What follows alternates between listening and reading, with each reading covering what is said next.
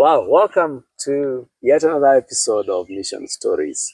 We are delighted that you have managed to join us yet again, and it is never taken for granted. God bless you so much for making time. Today, I am joined by very good friends here, and they're going to be telling us more about themselves. But we previously had Brother Richard here with us, or Missionary Richard, if you like, with us, and he got to share about what he does.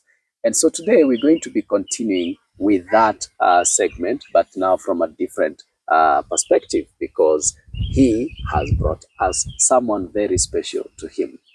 Before we go yapping, let's hear who this special person is to him. Over to you. Thank you so much, Dennis. Yeah. It's good to be back on this set. As you've said, previously I was alone, but now I've brought my dear wife, Shillah, and probably I'll give her some time to just introduce herself. Karibu. Okay. Asante sana. Thank you, Pastor Dennis, for this opportunity to be here. Yeah. I count it all joy that we are here together to share a few sentiments here and there. Yeah. My name is Shillah Nekesa, and Amuhinda is my last name. Gladly married to Richard Amuhinda. He's a missionary in children ministry.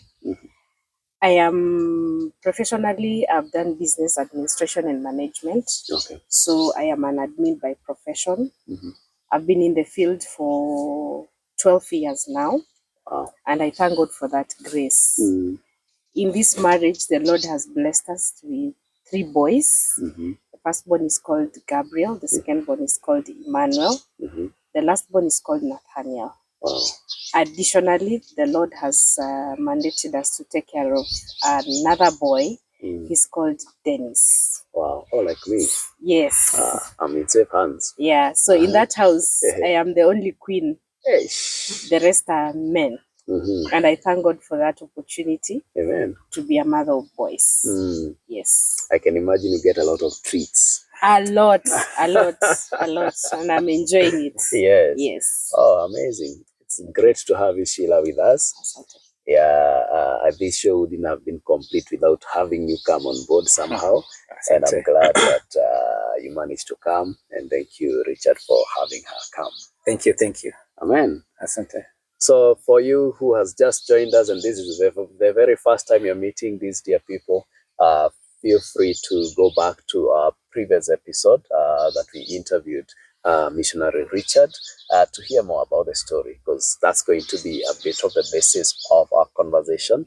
But don't feel any bad if you haven't watched. You can still watch this and then go back to that for you to connect even more. My name is Dennis Gitonga, as has been mentioned, and Tugem is your ministry for anything that you think about missions. We are there to get you to understand it more and meet people that are in that field.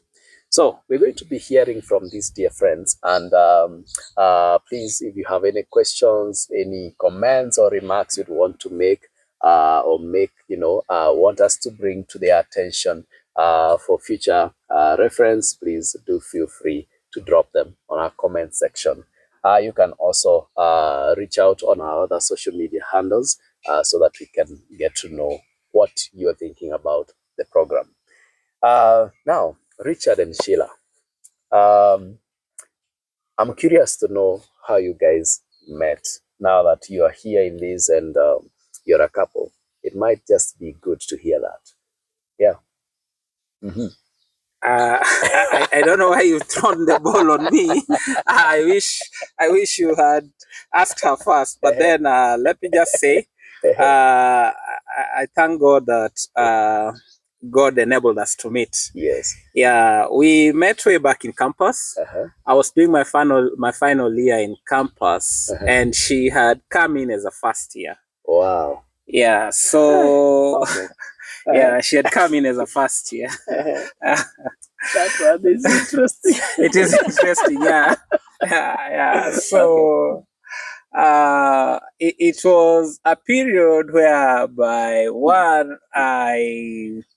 I was praying that God will lead me to a person that I can have a relationship with, Yes. not just a relationship, but a relationship that will lead to marriage. Yeah, so it was a time that I was in prayers personally. Yes.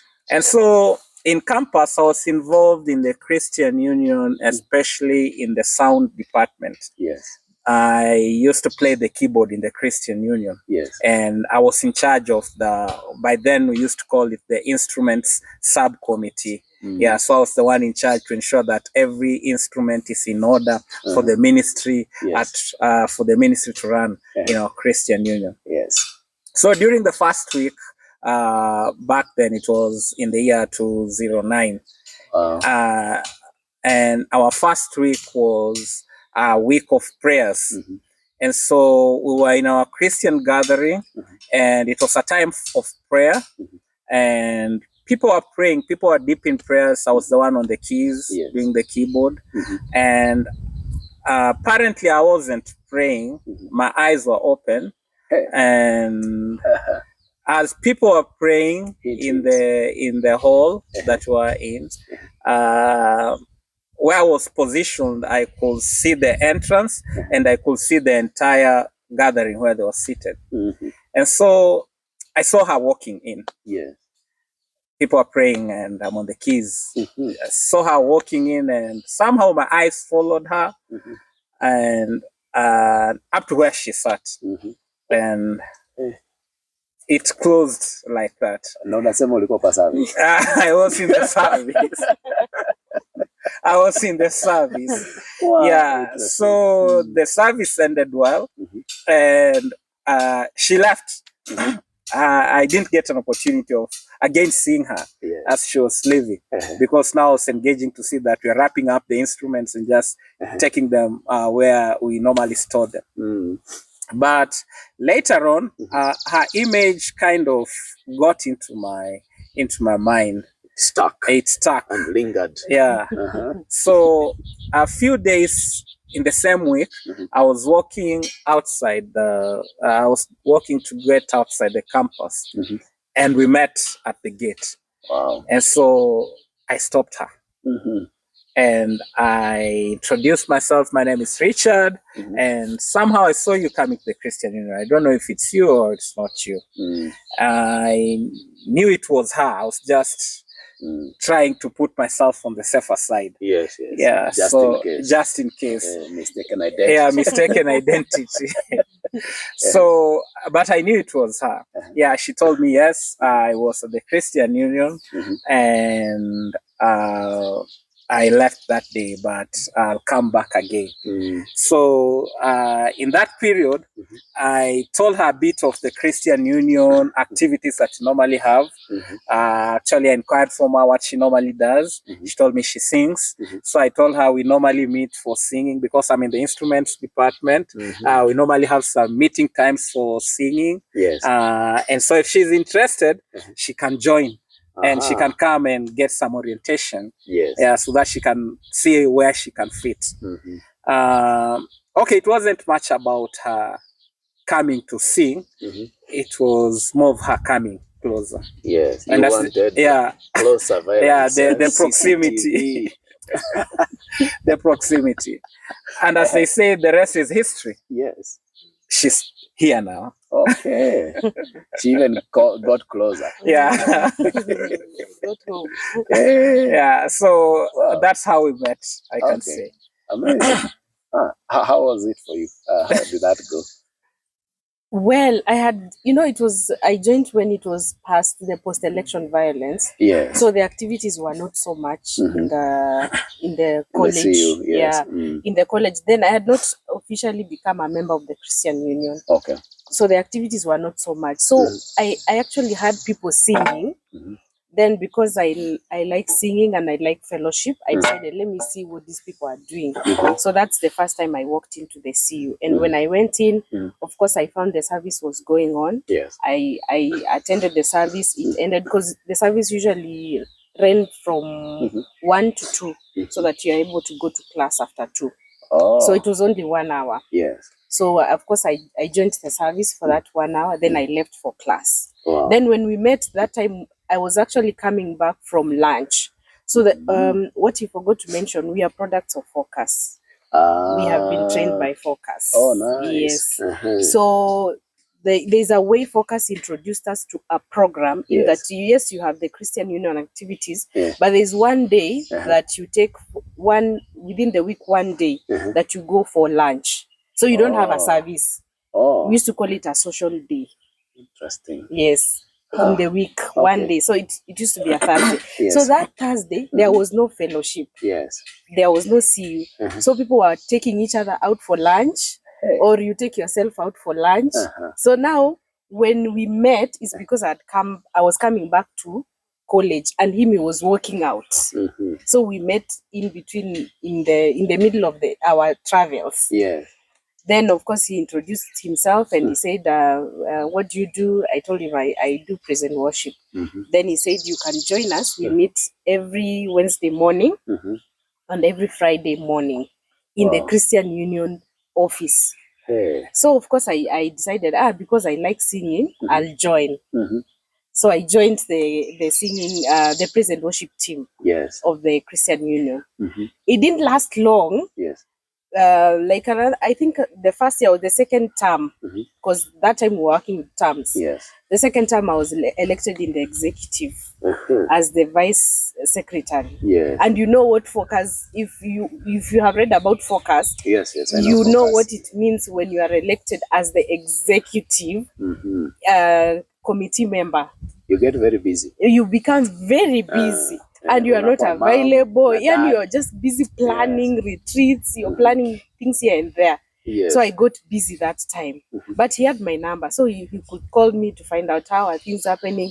And then for some reason he went for attachment. So he was away. So we just used to communicate, how are things going. I'm like, by the way, this week we have a weekend challenge. Are you coming? So that's how the communication actually began and how it went. And of course, the rest became history. Wow. Yes. I'm curious to know what college, what campus were you in? That time it was called? By then it was called the Kenya Polytechnic University College, but right now it's Technical University of Kenya. Yeah, I know Focus. I have worked with Focus, so I can relate, as you're saying, and also I've been in the Christian Union, so I can relate with some of the stories that you're giving. Most of the stories, actually. Okay. I'm very impressed. So these guys who are first year. Yeah. Yeah. You know the way we used to think for the other first year, you as you work. So this one actually worked. Yeah, this one worked. That he was playing the keys and his eyes were open. Me, I was there to seek God. You were busy seeking the Lord. Yes, I was there seeking the Lord and trusting God for school fees because I had just joined us last year. I was trusting God for school fees to provide fees so that Nimalize to campus and I graduate because I was there purposely to graduate. Well, I guess someone is encouraged. Yeah, it is possible. Yeah, you keep your eyes on the keys. Eyes on the wow. Hey, that story should go across the campuses. Yeah, wow, I'm happy to hear that. Maybe as we get back to the story of you serving together as a couple, I think now that we have heard about how you met, it looks like you met in the context of ministry, and she was looking to serving, you are serving, and God somehow connected you in that whole space. What has it been like for you, Shillah, now that your husband is a missionary? What is it like to be a missionary's wife? Just to go back a little bit, when we were planning our wedding, he hadn't mentioned to me that he's planning to become a missionary. Of course, when you're trusting God for a husband, there are things that you write down and you say, I'm trusting God for a born-again Christian, tall, dark, and handsome, all those things, 10 things in a row. Yes. So I had my own things that I was trusting God for. I needed a born-again person, a person who will understand me, that I'm in ministry, who will support my ministry. I will support his ministry. Yes. He had not mentioned to me that he was going to become a missionary. Wow. So, I think 2 weeks to the wedding. 2 weeks? Yes, 2 weeks to the wedding is when he sat me down. Wow. Actually, it was us, the two of us, and our senior pastor now. Yes. So we sat in his office. Yes. And it's the person who broke the news to me. Not even him. It wasn't him. It's Can we a end the pastor. show here? We should. Okay. It's the pastor who broke the news to me, and he said, this young man is planning to become a missionary, and he's trusting God that he will become a children's ministry missionary. So, you know, when we're growing up, we knew missionaries are people who will go out of the country, they become strangers in that country, and they serve that nation. You know, there's a way they presented the missionary job to us, which as we continue, you'll notice I have experienced it differently from what I learned when I was growing up. So in my mind, I'm thinking, okay, missionary, and we are getting married.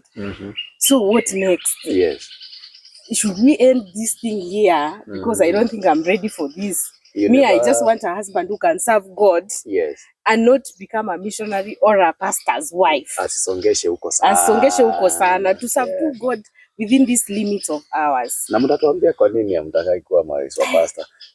It always happens. That should be another episode. Yes.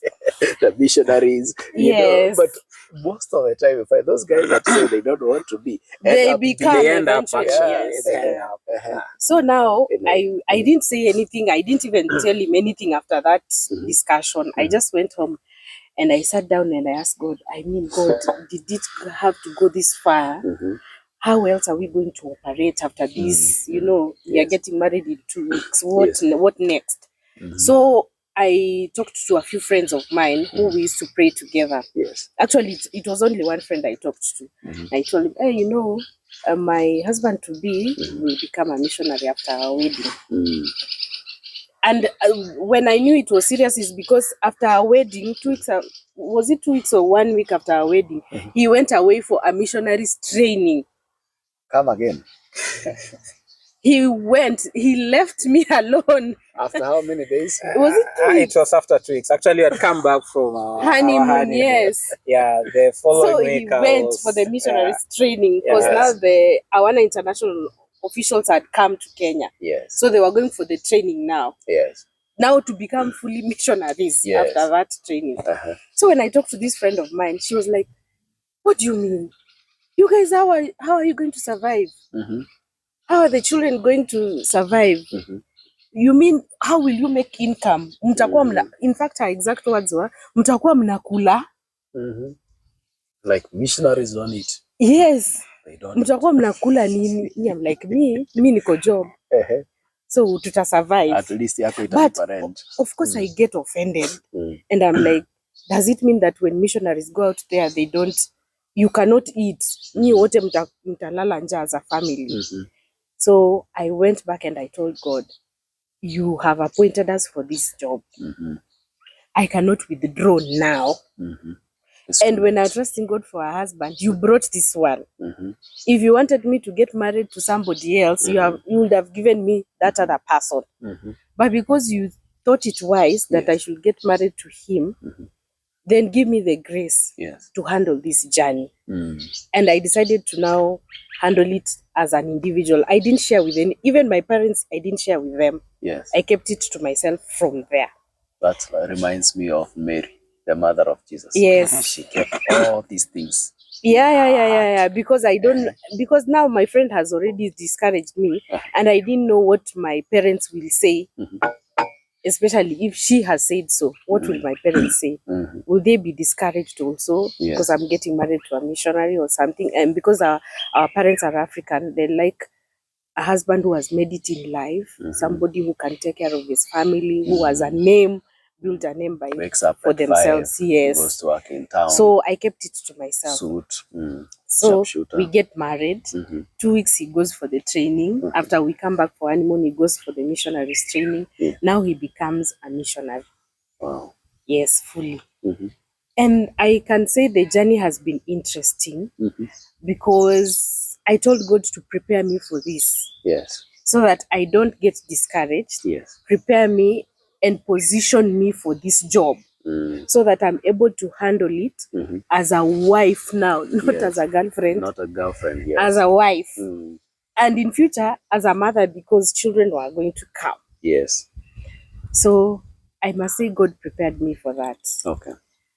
And it has been a journey that as we continue, you learn that the Lord has set you for it. Yes. Because he placed me under him so that I can support him for this journey as we continue. And it has been an interesting journey. Very interesting. Because personally, I have not grown up to handle the children ministry. My passion is totally different from his. Wow. But I told God, his passion has to be my passion. So that I'm able to support him without feeling that there is the weight or it is weightier on me. Okay. Comfortably as a wife. Oh, amazing. Yeah. What are your passions? God has given me burden for young marriages. Oh, nice. Okay. And the young people who are looking forward into getting married. Because personally, no one mentored me. I have learned on the job. You know the way you get married and you learn as you continue. As you continue. So my heart feels like I need to prepare someone for marriage. Yes. That when you get there, don't go with bigger expectations. Yes. Whatever you know about this person, may the Lord help you to know more when you're with him. When you're with him. Yeah. So that's where my passion is as per now. Wow. Yeah. Mtumishi, Yes. what made you not to share the story that you're going to become a missionary? You know, as I had mentioned in our previous episode, I even never knew that I'll be a missionary. But as we're dating and getting into it, I had mentioned to her I do a lot of children ministry and I'm involved in children ministry. But the part of being a missionary, even to me, it came as news to me. So by that time, I was still absorbing it, actually. Yes. Yeah, I was still absorbing it because now I'd gotten the invitation from our international office that, Richard, now you need to serve in this capacity. Yes. And I was still trying to comprehend, will I be able to do it? Will I not be able to do it? So it was still something that was still, I was still handling within me. Yes. So, but I mentioned I'll be doing a lot of children ministry. The only thing that I didn't mention was the missionary bit of it. But she was okay with the children. You know, the idea of children is the Sunday school thing. Yeah, the Sunday school thing. Yeah, you go to church, you run with the children, teach them the word of God, and then that's it. Yeah, so I was still also trying to absorb and internalize that this is where God wants me to serve him. But one thing that I thank God for is that when he gives you a call and he gives you some responsibilities to do, he aligns you into that. And one of the greatest prayers that he answered was, may he align my wife. Actually, my prayer was, if my wife will be into it, then I'm going into it fully. And when she told me, you can go and do it, you have my blessings. Then I just ran into it. Amen. Yeah. Wow. That's amazing. Asante. Hey. Wow. That's a story, a deep story that I think each one of us must enjoy as you listen to it. And you can hear from the Amuhindas that indeed God has journeyed with them, not only towards marriage, but also in marriage as a family to pursue the calling that God has for them as a couple. And one of the things that happens is that when you get married to someone, you're kind of also getting married into their vision and their calling. So you cannot wish it away. So you either choose to be in that calling or you choose to be in that calling. Yeah. Otherwise, that marriage will be a strain. Oh, you wanted to say something? I really want to thank God because of my wife on that part of supporting the ministry, because she has come in handy. Yeah, it's an answered prayer, because you remember I told you I had prayed to God because, okay, I believe God prepares someone prior to the commissioning or the engagement that he wants you to get into. So in my prayers, I mentioned, God, you've called me into ministry, because I could feel the burden back then when that's why I was praying for a person who will walk with me. I don't want just a relationship.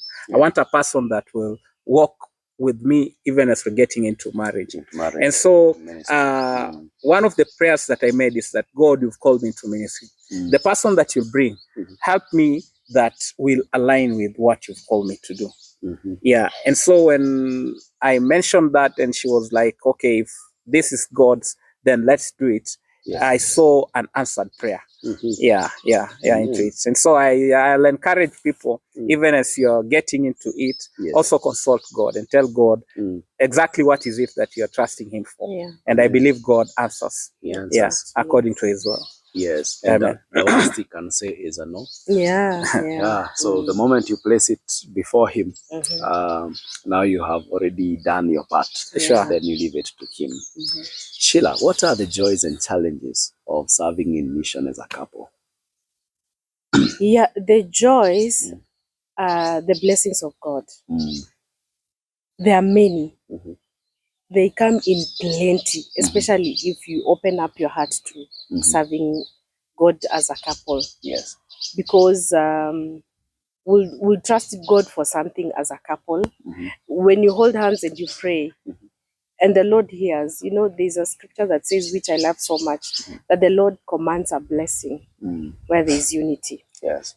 So it does not say it is a worship blessing. He commands. Yeah, He commands it. Because you have walked in unity. You have walked in unison. And so He commands your blessing by fire, by force. And so it has forced us to always walk in unity. Whatever projects that we do, there is no bigger project or small projects that we have done that I will wake up and I realize my husband has done X, Y, Z without my knowledge. Or rather, I have done X, Y, Z without my knowledge. So we do our things together. One of the things I also enjoy is because my bosses know him. Like all of them know him. Even sometimes when we go out for meetings and I'm alone, they will ask me, Aya, what happened? Are you guys okay? Where is he? Has he not come? Where is he? I'm like, he either he's around or he will come. But they know him, and that has always been my joy, that I am open to him, and even my bosses should know him, and the respect is drawn. And like when I do things under the carpet and they don't know my husband, and then I start struggling here and there because of other things in the office, you know. So that has always been my joy, when we do things together. And then it comes out naturally. It is not hidden when we are in public. You do something so that people can see, and when you're in private, you have your own fights. Our fights are not carnal. No. They are not carnal. So that has been my joy for me, to serve together, to support each other in ministry. And even if we want to do a project in church, we do it together. So that it doesn't have to be a one person's project. So that when the blessings come, they come in plenty. That has been the joy, that the blessings, when they come in plenty. And the Lord has lifted us in a way that is only Him who can understand better. The biggest challenge is the expectations of men. People expect a lot from you.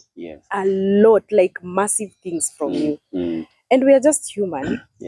So one of the things that we always pray God to is to say, God, bless us with what you can give us. Not so much that we can forget about you, but enough that we are contented not to forget about you, and not for us to be desperate. And so that we don't have also a lot, so that we walk in pride. We just want to have enough for us to walk in a manner that we still appreciate God. We remember God where He has brought us from, and we are also not so proud. So with that, when people see us, they think we have a lot, and so they expect you to be 100% supportive. Because number one, you are a missionary's wife. Utakosa haje kunisupport. You have to support me. Na hii story ya missions. You have to come in for me. I have a child who is unwell. Somebody will call you. They want money. Yet you only have enough to take care of your own. The needs you have. The needs that you have. But I really thank God, because God has enabled us to stand in the gap for those who have reached out to us, that we are able to support as much as we can. Not so much, not so little, but in a way that someone can really appreciate and say, mmesimama na mimi. Wow. The other challenge as a missionary's wife, sometimes he can come in the house, maybe let's say this week he's around. Yeah. The whole of next week he's not around. So I remain with the boys. So what he does mostly is to sit down with our elder boy and tell him Dad is going away for 5 days. And so he will be back on the 6th day. So be a disciplined boy, take care of the house, you are the man of the house. He has to sit him down, like really. Literally. Yes. We are having a conversation. And the interesting thing is that our boy will count the days. Yes. Mom, today is day 5. So Dad is coming tomorrow. Tomorrow. So you have to be sure he's coming tomorrow. And if he doesn't come tomorrow, he will be very frustrated. Or you have to explain. Yeah, you have to explain. So initially it used to weigh me down completely. I'll be so discouraged because he has come and then he's going again. He's come for 1 week, he's going away for another week. He stays for 2 days, then again he goes away for another week. Then he sits the boy again down. Yes. So the boy will say, again, you're going again. Again. So I would go into the room and cry for the boy because my dad is always going away.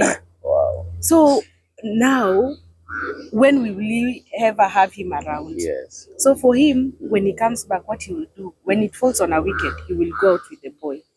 All this time we still don't have the second born and the third born. Yeah. So he will take him out for one Saturday, enjoy, jump on a bouncing castle, then he comes back with him. Then he sits him down again. I'm going away again 5 days, and I'll be back either on the 6th day or on the 7th day. So he'll say, again, you're going. So those are some of the little challenges, but to us are very big because we are raising men in the house who need a father who is present. So even now, our second born right now, he would ask, Dad, where are you going? I'm going to work. Okay, you're coming back in the evening. Yes. I'll be back in the evening. Yes. At least now the travels have reduced. So he's around with the boys. So there's need for a lot of intentionality. Yes. On the part of both the mother and the father. Yeah. Whoever is the one who is the primary or who has the primary calling as the missionary to be available. Very much available. For the kids, for the spouse, so that none of them feels like, hey, you are too away too often. You know? Sure. Yeah. Okay. Any addition from you?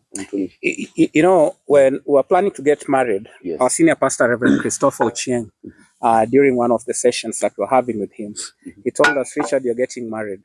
One thing that you need to understand is that, yes, I know you are also into ministry, but one thing that I want you to understand is your ministry will not be successful if your house is not well taken care of.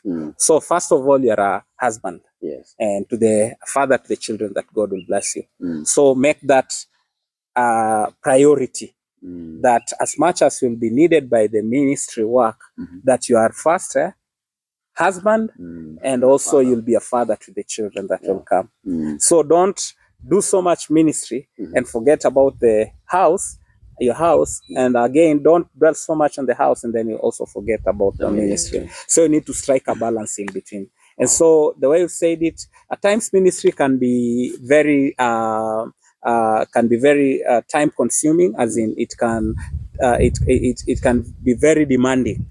Yeah, because as she has said, there are times when the travels have increased so much that this particular time you're supposed to go out again. You're supposed to, after that meeting, you're supposed to go to another meeting. After that meeting, you're supposed to go to another meeting. I remember one time it really weighed me down because I'd come from a meeting in the morning. Actually, I'd traveled overnight. And what I did, I came and just exchanged clothes. By then, our firstborn son, Gabriel, had not woken up. I literally had to wake him up and tell him, Gabriel, how are you? How are you doing? And Dad is going again. It really brought me down because I was going again for another week. Yeah, and I've not had time with him, I've not had time with her. That's how demanding it was. Yeah. But I thank God, as we've continued the ministry work, there's been time that we've been able to break in between and see how we can handle both the ministry and the family, just to ensure that everything is moving on forward. Well, the glory of God. Yeah. Something else I wanted to add is that apart from him being a missionary, he has been a present husband and a father. Okay. When I conceived our boys, Yes. during their birth, he has always been present. In fact, we have gone with him in that labor room. Wow. Even in theater. Yes. So when our boys are born, he has always been the first person to receive them. All of them. He receives when they are born, immediately they are given to him. The father. And then of course he speaks a word of blessings before they are brought to me. Yes. That this is the boy that you've given birth to. So that's something I really want to appreciate God for. And it's important for a husband to walk that journey and to just have an experience of what it takes during childbirth and what you need to do as a husband at that time. Amazing. Yeah, and then it quickens the healing process even for the wife. Wow. Actually, all the prenatal, they're called prenatal clinics. Yeah, the clinics before. Yeah, yes, I've attended all the clinics for all our children. Wow. Yeah. Man. Yeah. I can imagine. I can even relate to the busy schedules of persons in ministry and how you have to do a lot of balancing, juggling so many balls together. And you can easily have some falling. But it's a lot of God's grace and wisdom to really help us be able to juggle all of them. Sante. So as we wind up the show for today, maybe a quick parting shot and especially maybe addressed to a parent or a prospective parent, just very quickly. Where do you start? I think let her start. Let her start. Okay. Yeah. Thank you. So as a parent who is raising either a child or a teen, whichever child that is under your care, it is important to also starting to know their spiritual life, how it goes. You know, the way our children are in school, and sometimes you go to school and you ask the teacher, how is this boy doing? How is he performing? You know, we really want our children to get A's and B's. The minimum you can accommodate is a C as a parent, because you want the best out of your child so that they are excellent in whatever they do academically. Yes. But then do we ever want to go to a Sunday school teacher and ask them, how is this boy doing spiritually? Is he performing well, memorizing scriptures, spiritually grades zake ziko aje? But unajua watoto wetu, when they go to Sunday school, we just assume the Sunday school teacher will take care of them. Service ikiisha, we pick our children and we go home, we wait for another Sunday, we bring them. It's like we dump them in the Sunday school. Stay there, me, as I get my spiritual nourishment. As I finish, I'll come and pick you as we go home. Be kept busy. Yeah. So it is important for a parent to also follow up with the Sunday school teacher and wanting to know how are they performing spiritually, what are their talents. Like now, our second born right now, his desire is to play drums. So most of the time you'll find him seated next to the person who plays drums in the church. Wow. And sometimes he would want me to borrow the sticks for him so that he can play. So I would carry pens, like extra pens. I have my own pens in the handbag, but also carry extra pens for him. So that when present worship is going on, he will take those pens and play on the benches. Wow. So that he's also comfortable. And I really want to nurture him in that area. Okay. So as a parent also, it's important to also follow up in their spiritual walk. Whether there is any children aspect that happens in the church, encourage them to do it, encourage them and support them. As much as we also want them to perform well, even in school. Wow. Yeah. Thank you, Shillah. Thank you. Closing. I want to say that marriage works, and let's trust God in the various callings that God has given us. This work belongs to Him, and them that are serving as a couple in ministry, God will sustain you and will grant you the grace to accomplish His ministry the way He has done it for us. And I pray that may His grace be upon you, even as you fulfill the mission and the mandate that has been bestowed upon you. Amen. Yeah, thank you. Wow, amazing. Wow, this is where you say, please clap for the. Yeah, so thank you so much, Richard and Sheila, for gracing this very